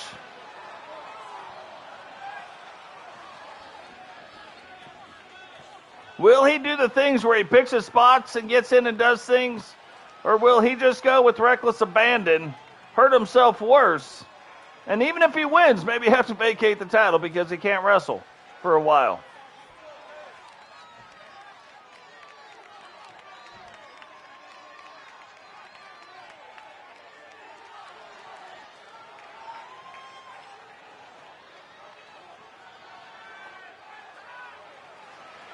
Representing the Four Horsemen from the nearest nightclub, weighing in at 275 pounds, the Enforcer, Rowdy Hunt.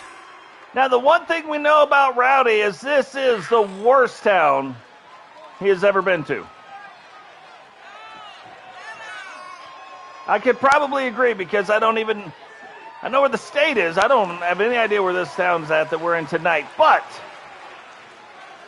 what I do know is since Rowdy lost the world title to Dragonov, he actually had a little confidence shaking going on. And in the last match, started winning, pinned both the competitors, the Fiend and GC Rock, and looked like he got his mojo back. Is that going to kind of translate into tonight's match?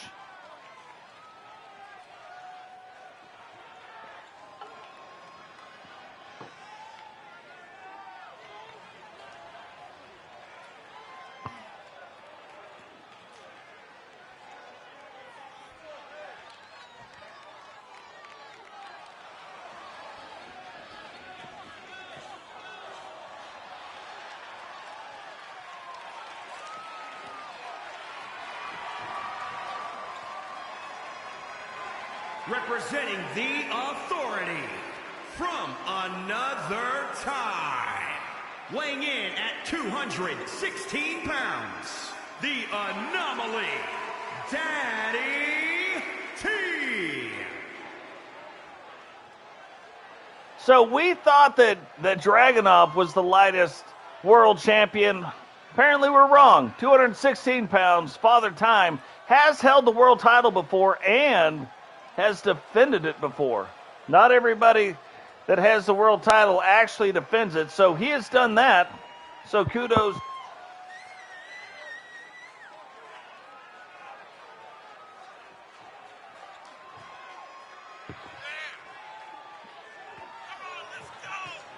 And the newly formed Authority, Father Time, obviously legendary figure, is going to be the leader of that. Can he bring home the world title to the Authority? That would jump that faction up really quick. Remember, Angel and McWayne are also in the Authority.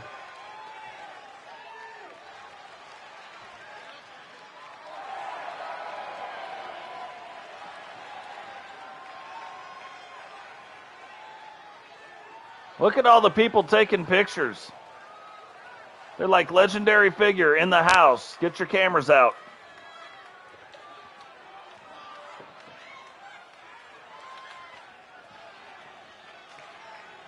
Now this should be it. This should be the unveiling of the brand new TSW World Title. Robbo's still the world champion. Dragonov is going to bring down the new belt, though.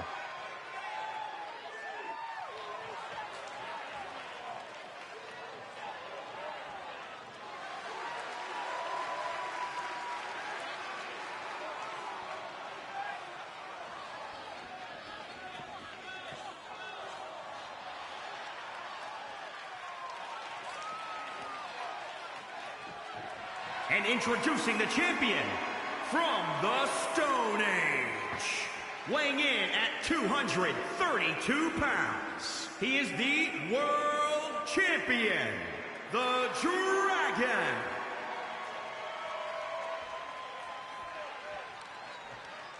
I would say probably a more fitting world title belt that kind of looks like it's a big deal.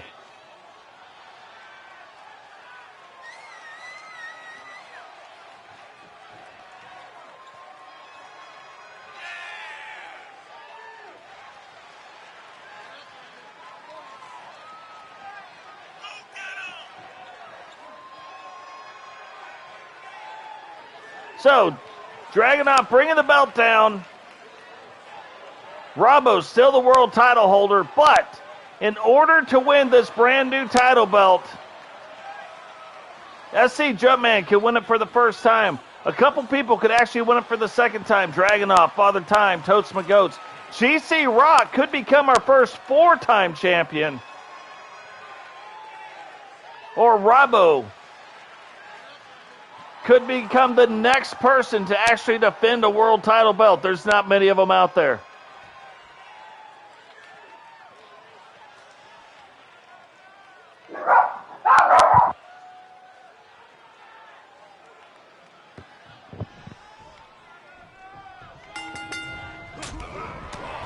Ridiculous part about my dogs barking is they know who's in the house. Annoying.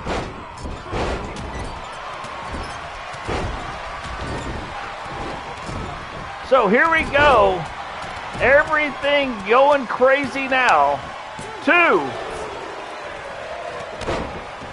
Not sure what the rope break was about. Father Time was nowhere near. None of the competitors getting out of the ring yet. And look at this. Right off the bat, the 4 Horsemen getting after it. If you remember, Doom and the Maniacs were rivals. Now, Recon Delta, the former leader of Doom, and the current leader of the Maniacs, SCJumpman, going at it.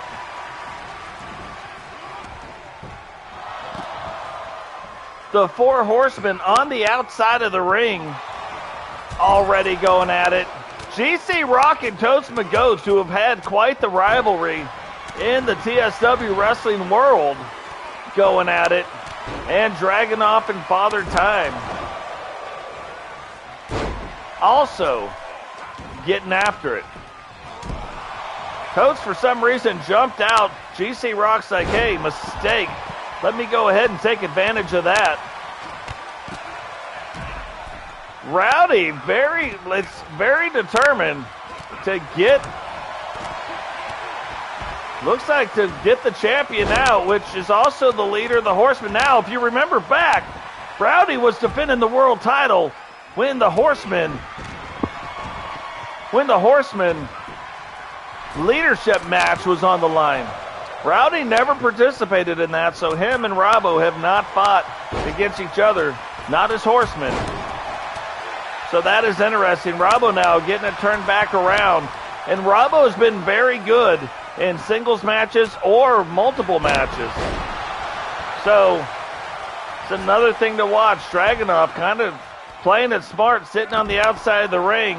Father Time, big neck breaker on the SCJumpman. GC Rock looks like he's in control of the Totes thing. And Rowdy back in control of what's going on with Robbo. 1, 2. Oh, only a 1 count. Gee, that was a weird maneuver. Totes also out in 1. SCJumpman, look at this pin. 1, 2, 3. And SCJumpman eliminates Father Time. So our first competitor, legendary figure, Father Time, out of the match.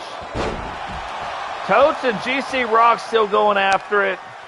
Rowdy giving Robbo a chance to recover, but not giving it to SCJumpman. 1, 2. And a 2.5 count on SCJumpman. What is Robbo going to do? So what I thought. He wants a piece of Rowdy. He said, hey, I'm the leader of the Horsemen. Stop jacking with me. But look, Totes and GC Rock, you know, even when there's multiple things going on, Totes and GC Rock typically get after it. And it's hard to get those two broke up. They usually cost each other the title. Dragonov now pinning Recon, gets a 2 count. Totes trying to bring it back in with GC Rock, but hey, Totes and Rowdy have, oh, there it is. Puts him in the crossface. Will Rowdy tap out?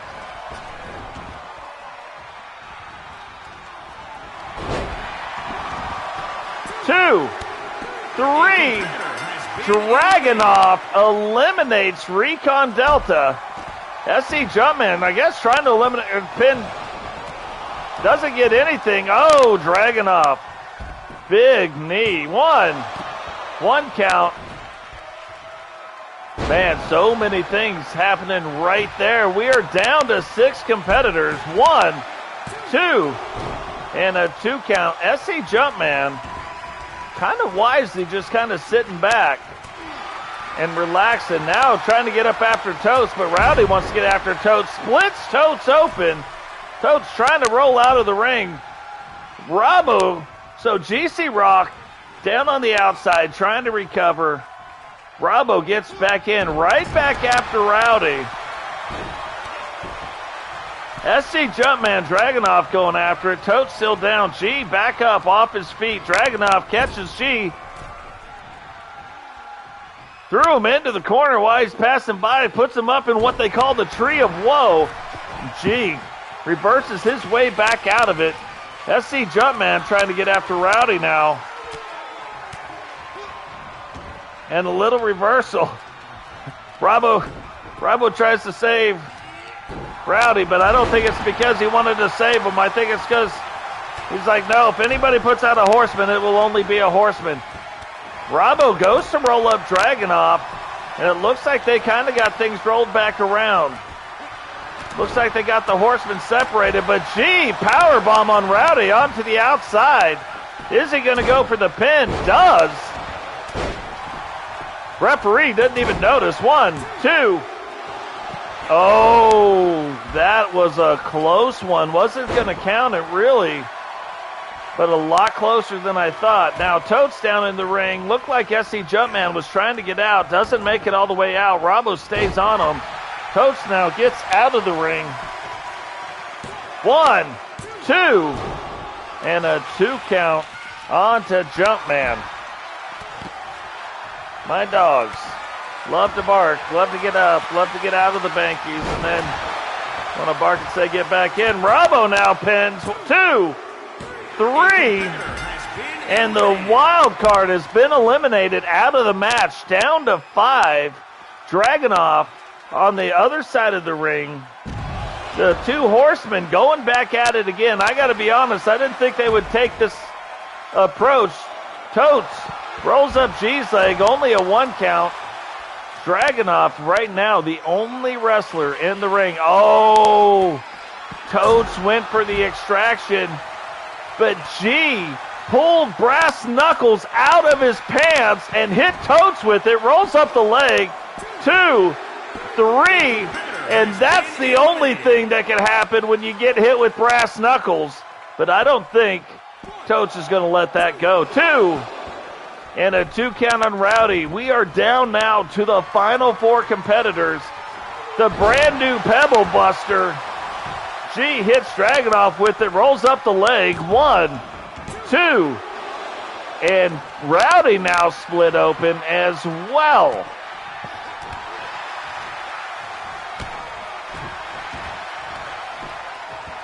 Rowdy trying to get things turned back around and stay in control. Dragonov getting him turned back around with G inside of the ring. You have 4 really good world champions left. Rowdy now rolls up Robbo, but Robbo kicks out, not even a count. Robbo fighting out Dragonov now, trying to keep G off of his toes and off of his feet. Doesn't work though. G reverses it back around. And Robbo gets the pin. Rowdy now out of the match. Champions still in the match. So the one who brought down the new belt, the current champion, and GC Rock all left in the match. How is this going to play out? Like a 3-way elimination. This has been quite the match so far. G proven that he'll cheat if he's got to win. And that's what you expect. Pebble Buster incoming again, right on Dragonov's scunion. Rolls up the leg. That has got to do it for Dragonov. 1, 2, 3. And now the global champ and the TSW world champion, almost kind of how it should be, are now down. Oh, please win. crazy pins. I'm going to hope they win every time. Now, if you remember back, kind of the craziest thing, Jade ends up being the first competitor eliminated on Monday night from the number one contender match. And now here you've got G and Robbo going after it for the TSW newly designed world champion. Current champion is Robbo, and the global champion is GC Rock. GC Rock gets it back around again. Here comes a big slam. Gets it in. And this might be setting up. Oh, thought it might have been setting up for the Rockopotamus, which we haven't seen yet. We've seen the Pebble Buster come out a couple times, but we haven't seen the Rockopotamus. Could G walk away as not only the global champion, but the TSW world champion? Two count on Robbo. Robbo kicks out. And G, not known for his top rope antics. Robbo getting back to his feet. G's like, yeah, that's too far.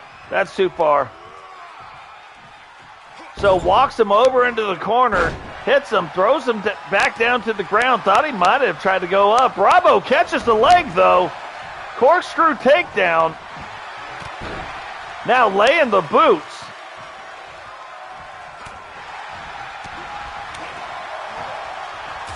Oh, we have seen Robbo win on that move, but does not go for the pin.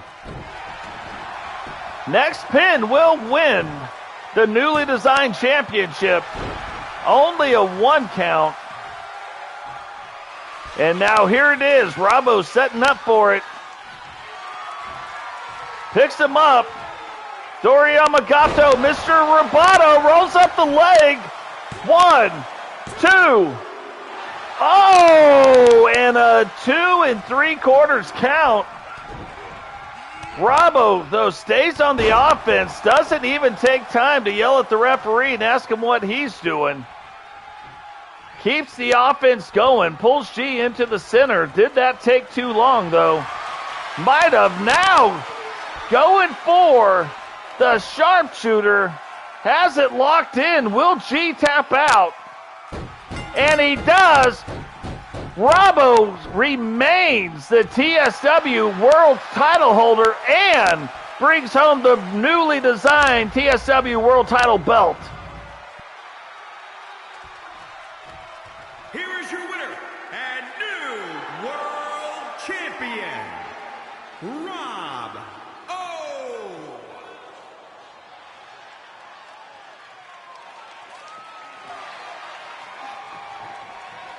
So they can say new all they want, but defends the world title and brings home the belt. Amazing match. Robbo goes through 7 people to retain the world title. If that's not owning the world title, I am not sure what is. However, if you remember back in that match, GC Rock hits Totes Magoats with brass knuckles that he had hidden down in his wrestling tights. Puts them back in before the referee could see it, because that could have been a disqualification. Ref never saw it. That, I'm sure, is going to come up again at some point. But that had no effect on who won the world title. So, from everybody here at TSW to everybody at home, really appreciate everything that you guys have done. Remember, drop a like on the video, subscribe if you're new, turn on the bell notification so you don't miss any time we go live, and share the video. We can't say the word share enough. And we will catch all of you in the next one. Peace.